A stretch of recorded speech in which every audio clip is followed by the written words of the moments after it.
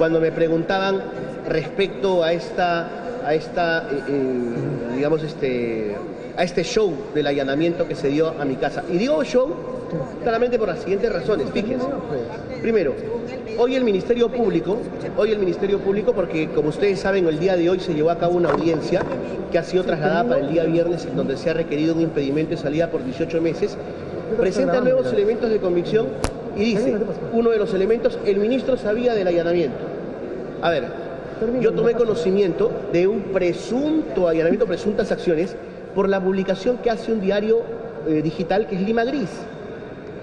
Luego de Lima Gris lo publica El Popular, luego del Popular lo publican otros diarios, y se hicieron días antes de que yo emitiera un comunicado familiar, cuando tomo conocimiento de este hecho, y por tanto no es una cuestión que el ministro del Interior pues tomara conocimiento por X razones, sino también porque los medios de comunicación digitales y periodísticos hicieron mención de este tema.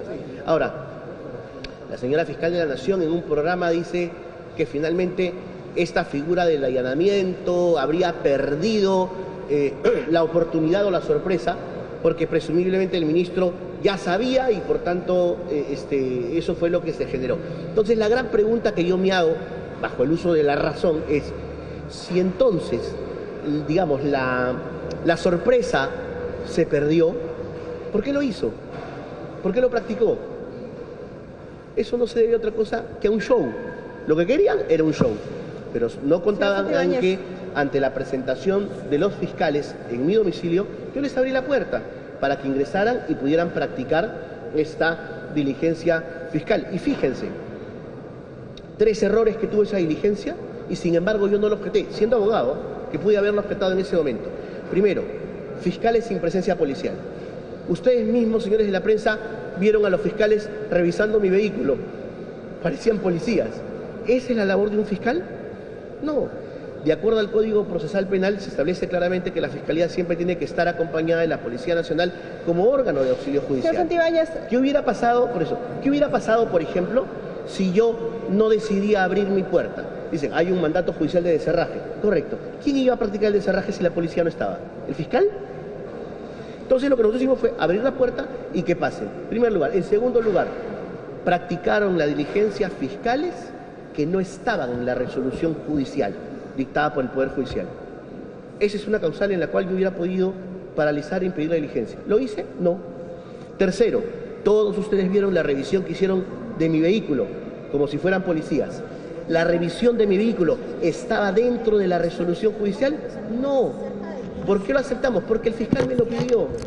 Entonces, si hubiéramos querido de alguna u otra forma entorpecer o cuestionar la diligencia, lo hubiera podido hacer, pero no lo hicimos en aras justamente de esta transparencia y para que no pudieran luego advertirse o referirse que el ministro del Interior pues estaba desarrollando algún acto dilatorio. Así que, como les repito, estas son cuestiones que finalmente se van a dilucidar en los aspectos ya del ámbito judicial, y entiendo que la posición o la manifestación, lógicamente, de la señora presidenta y de la indignación de mis compañeros ministros fue justamente por situaciones como esta, en donde se arman circos, se arman shows mediáticos, se allana a un ministro, pero jamás se allana a un fiscal supremo que manifiestamente, y conforme un video, había presumiblemente participado de un delito de tráfico de influencias al paralizar el allanamiento en la oficina de una institución, en donde hay una declaración de un fiscal, que es el fiscal Rulich, que dice claramente cómo recibió la orden de suspensión,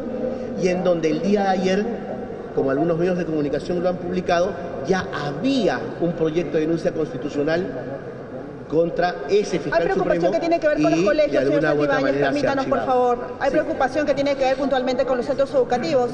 ¿Por qué desde su cartera no han tenido la capacidad de brindarle garantías a estos más de 400 colegios que podrían ir a clases virtuales? ¿Por qué no estuvo el trabajo de inteligencia de parte de su cartera de tal manera que a estas alturas, ministro, estén en riesgo precisamente el inicio de estas clases?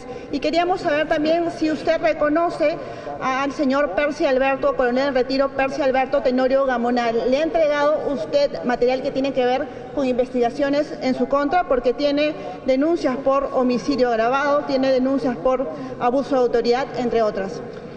Mira, Gracias por la pregunta, pero partes de un supuesto que no es correcto. Yo como lo reitero, nosotros hemos empezado las reuniones con el Ministerio de Educación, con las UGELES, desde primeros días del mes de febrero. Hemos tenido comunicación con determinados representantes de los colegios para establecer justamente el plan de retorno seguro a clases, como ya lo he referido, un plan preventivo, y por otro lado también tenemos el plan ejecutivo de operaciones policiales. El día de hoy a las 4 de la tarde tenemos reunión con los dirigentes de las asociaciones de los colegios privados, porque también nos hemos reunido con los colegios... Ministro, hasta ahora, su intento. Pero ¿de qué intentos si las clases ni siquiera empiezan? Por eso mismo, porque hay una amenaza de que posiblemente no empiecen clases. Por eso te digo, yo lo que te recomendaría es que de repente nos pidas información y te puedo dar las fechas de las reuniones que hemos tenido. El día de ayer todos los generales se han reunido con las UGELES justamente para establecer esos protocolos. Y por otro lado también, como te reitero, hemos tenido justamente en este caso la comunicación con los representantes de los colegios para informarles de las actividades policiales que está practicando la DIVISE, la División de Secuestros, justamente para contrarrestar a estas organizaciones criminales. Y el día de hoy se tiene reunión a las 4 de la tarde. Entonces, estamos trabajando, no asuman que no lo hacemos. Asumen algunas autoridades que no se hace, no asuman que no lo hacemos. Estamos trabajando y estamos viendo justamente cómo vamos a enfrentar desde el ámbito preventivo y ejecutivo este tema, y es lo que la gestión es. Y con respecto al señor Tenorio, efectivamente el señor Tenorio ha sido cliente de mi despacho, porque fue uno de los oficiales justamente que ejerció el comando en las operaciones policiales cuando se dio este caso del expresidente Merino. Él estaba a cargo como jefe de la UCE y en razón de ello se ejerció una representación. Hoy por hoy ya ni siquiera somos sus abogados, me une con él más que una relación de abogado y ex patrocinado. Los que han referido esos supuestos testigos protegidos, así como la información que dieron pues del doctor San Martín, la información que dieron de los ex clientes, la información que dieron de una supuesta relación del ministro, de una supuesta relación de ex abogados, es absolutamente falso, y en realidad eso se podría acreditar, o se hubiera podido acreditar solamente con los hechos de corroboración que la Fiscalía no hizo en este caso y que motivaron justamente el allanamiento a mi hogar, ¿no? Ministro, buenas tardes. Sí, estamos en vivo para TV Perú Noticias. Por favor, reiterarnos su posición frente a esta nueva denuncia que enfrenta la fiscal de la Nación, Delia Espinosa. Desde acá del Congreso de la República se promueve desde Alianza para el Progreso una posible reestructuración, reorganización al Ministerio Público. Se dice y se comenta también de que la Fiscalía de la Nación tiene un enfrentamiento con diversas instituciones de poderes del Estado. ¿Usted qué podría indicar al respecto? ¿Considera que hay un resquebrajamiento de la gobernabilidad y de la unidad nacional? No, yo considero que en todo caso lo que aquí estamos es frente a potestades previstas para el Congreso de la República como máximo ente, en este caso de la legislación en el Perú. Recordemos una cosa, la Constitución es clara, los poderes del Estado son tres: ejecutivo, legislativo y judicial.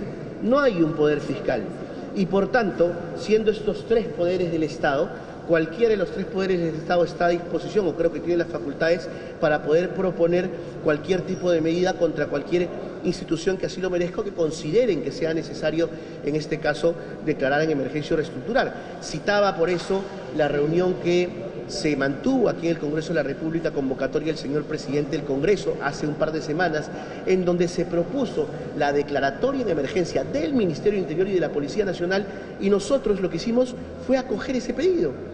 ¿Acaso eso significa que nos sentíamos de alguna u otra manera cuestionados, agraviados? No. Resolvimos que era necesario porque conocemos nuestro sector, sabemos lo que necesitamos y en realidad esta propuesta la consideramos válida, sobre todo en la posibilidad que permitiría justamente todo un proceso de adquisición para la policía. Chicos, les voy a agradecer por favor la última pregunta para poder, ¿no?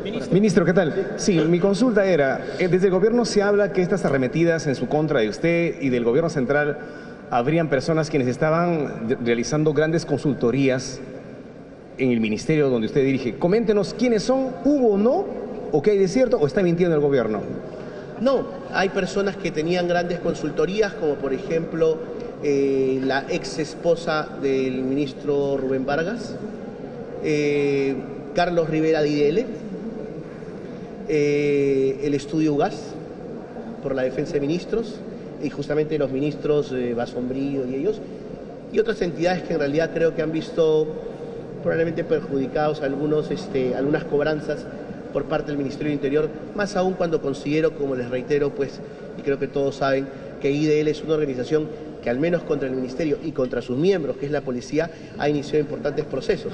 Pero sin embargo, su abogado principal, para girar un recibo por honorarios y comer del Ministerio, ahí sí no tiene ningún problema. Esos son los cuestionamientos y creo que son absolutamente válidos. Ministro, ¿no? Muy breve, la última, por favor. Ayer, ¿por qué se retiró de la diligencia para el peritaje de su voz? Usted se retiró, entiendo, antes que comenzara la diligencia. ¿A qué se debió ese retiro suyo? No, la diligencia empezó. La diligencia empezó. Es más, nosotros estuvimos a las 10 de la mañana, a la hora que fuimos citados. La diligencia empezó y como hicimos de conocimiento en ese momento el fiscal, el día 6 de marzo se llevó a cabo una audiencia de tutela de derechos en la Corte Suprema de la República, de la cual estamos pendientes que se resuelva, y esa tutela de derechos presentada es justamente una tutela de derechos de cuestionamiento de la carpeta 012-2024, que es la carpeta que el día de ayer iba a generar la diligencia. Entonces lo que nosotros hicimos presentes, estando ahí, es que íbamos a esperar lo que resuelva la Corte Suprema con respecto a ese tema para luego poder continuar con cualquier otra diligencia. Y por eso es que se levantó un acta y se quedó ahí, ¿no? Muchísimas gracias.